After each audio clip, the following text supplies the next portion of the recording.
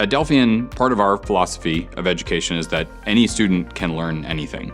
That's a pretty fundamental idea that changes how you do education. If you think about every student as any student can learn anything, then as a teacher, it's over to you to figure out how to get that student to learn anything. I've been working at the Delphian School for over 20 years.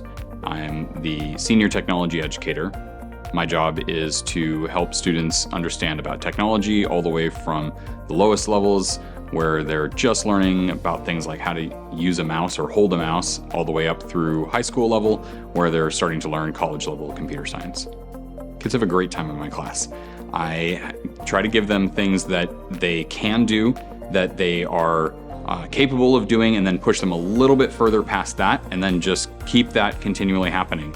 It's not something like, oh, I've got to learn this, or this is hard. It's just a continual realization that learning these new skills in the computer is actually something that you can enjoy. In my classes, every student is worked with individually at their skill level, at their level of understanding, because what I'm trying to do is communicate the things that I want them to understand in a way that for them, it's individually, relevant to them and it's real to them. A student from one background might have a totally different set of things that are real to them and understandable than another student from a totally different background. Every student is working on their own project with their own goals, with their own end product that they're trying to get, and they're all working individually. And the nice thing about that is that when you have students all working on their own individual projects, they want to show each other their projects. And so it just creates this great collaborative learning environment where everybody's learning things that they're interested in. They have a reason that they're trying to learn it. And when you have a reason for what you're trying to learn, that's when learning becomes fun.